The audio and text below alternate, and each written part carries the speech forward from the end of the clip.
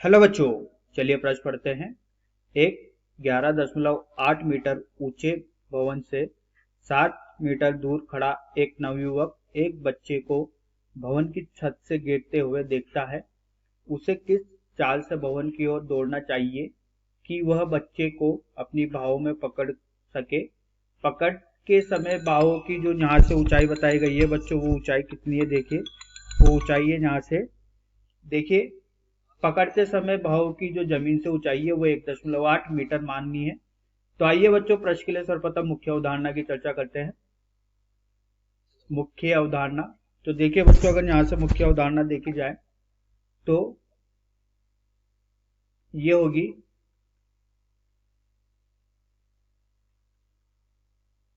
गुरुत्व के अधीन गति पर आधारित बच्चों ये प्रश्न, जिसमें बच्चों देखिए एक मीनार है, की सतह से ऊंचाई बच्चों h है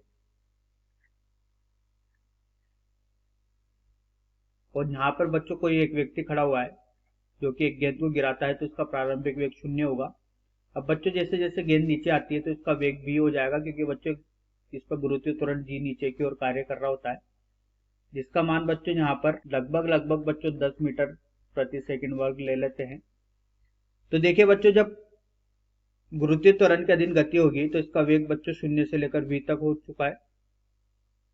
तो बच्चों ये एक समान त्वरण होता है। इसके लिए बच्चों यहाँ पर जो गति की समीकरण होती है बच्चों, गति की समीकरण का प्रयोग करके अज्ञात राशि को ज्ञात किया जा सकता है। तो वो गति की समीकरण बच्चों कुछ इस प्रकार से होती है, देखिए यहाँ से। तीसरी समीकरण होगी v का वर्ग बराबर u का वर्ग धन 2as। तो बच्चों जो नीचे आने में समय लगा वो समय t है। अब देखिए बच्चों, यहाँ पर ये वेग और विस्थापन सदिश राशि होती है, तो बच्चों यहाँ पर दिशा का निर्धारण बहुत जरूरी होता है। तो देखिए बच्चों, अगर ऊपर की दिशा की जो राशियां होती है अगर उसको धनात्मक लेते हैं तो नीचे की दिशा की राशियों को क्या लेना पड़ेगा, ऋणात्मक। अब देखिए बच्चों, ऐसा कोई जरूरी नहीं है कि ऊपर हमेशा धनात्मक ले। अगर बच्चों कोई ऊपर की दिशा ऋणात्मक लेता है तो उसकी दिशा नीचे की ओर क्या लेनी पड़ेगी, धनात्मक लेनी पड़ेगी। मतलब ऊपर की राशियां अगर धनात्मक है तो नीचे की राशियां ऋणात्मक होगी, जिसकी दिशा नीचे की ओर होगी। तो आइए बच्चों इस मुख्य उदाहरण के आधार पर प्रश्न को हल करते हैं। देखिए बच्चों, दी गई स्थिति के लिए यहाँ पर निर्माण करते हैं और समझते हैं कि बच्चों प्रश्न में क्या बोला गया है, क्या पूछा गया है।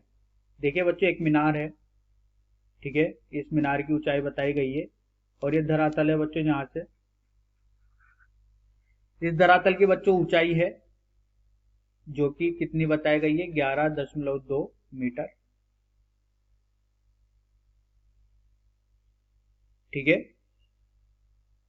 और 7 मीटर दूर खड़ा हुआ एक व्यक्ति, इस मीनार से बच्चों 7 मीटर की और एक व्यक्ति खड़ा हुआ है, नवयुवक, ठीक है। अब देखिए बच्चों, यहाँ से एक कोई बच्चा है जो कि गिरता है, ठीक है। तो देखिए जब वो नीचे आएगा तो इसका प्रारंभिक वेग कितना होगा, 0 होगा। अब देखिए बच्चों, जैसे ही ये नीचे आता है तो इस नवयुवक को ये यहाँ पर ये इसको बाहों में पकड़ लेता है अपनी में। तो इसकी बाहों की जो ऊंचाई बताई गई है, ये ऊंचाई कितनी बताई गई है बच्चों, ये बताई गई है 1.8 मीटर की ऊंचाई बताई गई। तो देखिए बच्चों, यहाँ पर ये किस वेग से दौड़े, v वेग से, कि ये इसको पकड़ ले। तो देखिए बच्चों, यहाँ पर इसको समय लगा है वो समय है बच्चों t2 और इसको नीचे आने में जो समय लगा है वो है समय t1। तो देखिए बच्चों, जितना समय में ये नीचे आ रहा है उतने ही समय में नवयुवक दौड़ ले तो इसको पकड़ लेगा। तो इसका वेग का मान बताना है कि वेग कितना होगा। अगर समय के मान पता लग जाए तो वेग के मान पता लग जाएंगे। तो देखिए बच्चों, यहां से अगर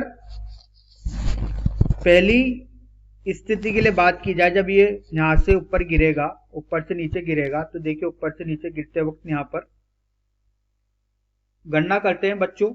द्वितीय समीकरण एस बराबर यूटी धन 1/2 एटी के वर्ग से गणना करते हैं बच्चों। तो देखिए बच्चों, द्वितीय समीकरण का प्रयोग करके वह समय निकालते हैं जिसमें बच्चा नीचे गिरेगा। तो ये बच्चों देखिए, यहां से ये एस बराबर ये 0 गुणा टी धन 1/2, गुरुत्वीय त्वरण का मान बच्चों यहां से 10 लेना है और ये हो जाएगा टी का वर्ग। तो ये समय है जो t1 समय है बच्चों। तो T1 का मान यहां से निकल के आएगा वर्गमूल 2s/10। अब देखिए बच्चों ऊंचाई कितनी है, कितनी ऊंचाई के लिए गिरेगा। तो देखिए बच्चों इसके भाव की ऊंचाई 1.8 है और मीनार की ऊंचाई 11.2 है।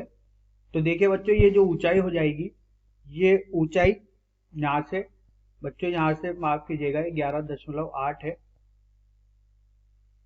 तो देखिए बच्चों ये ऊंचाई हो जाएगी 10। तो रखते हैं बच्चों यहाँ पर एस का मान 10/10। तो ये आएगा बच्चों वर्गमूल 2 सेकेंड। मतलब बच्चों इस बच्चे को जो नीचे गिरने में जो समय लगेगा वो T1 का मान है वर्गमूल 2 सेकेंड। अगर इतने ही समय में बच्चों ये नवयुवक यहाँ पर आ जाए v वेग से, तो इसको पकड़ लेगा। तो देखिए बच्चे दोनों समय बराबर होंगे, तो ये नवयुवक बच्चे को पकड़ लेगा। तो देखिए बच्चों अगर यहां से ये समय के मान को बराबर करना है, तो देखिए T2 बराबर वर्गमूल 2, ये किसके बराबर हो जाएगा बच्चों, दूरी बटा वेग के। तो वेग का मान कितना होगा बच्चों, दूरी बटा वर्गमूल 2। तो दूरी कितनी है बच्चों, 7 मीटर की बताई गई है, ये बटा वर्गमूल 2। तो इसको हल करने पर बच्चों जो वेग का मान आता है ये आता है 4.9 मीटर प्रति सेकंड। तो इस नवयुवक को बच्चों 4.9 मीटर प्रति सेकंड के वेग से भागना पड़ेगा। तो ये यहाँ से बच्चा गिर रहा है ये इसको पकड़ लेगा। तो दोनों के समय को बराबर किया, T1 का मान निकाला बच्चों, T1 का मान आया वर्गमूल 2। इसको बराबर किया बच्चों T2 के। तो बच्चों यहाँ से जो T2 समय होगा ये होगा दूरी बटा वेग के। तो दूरी कितनी है, 7 मीटर, ठीक है। तो देखिए यहाँ से वेग का मान निकल के आ गया क्योंकि T2 का मान पता था जो कि वर्गमूल 2 है। तो आशा करता हूँ बच्चों आपको इसे समझ में आया होगा। धन्यवाद।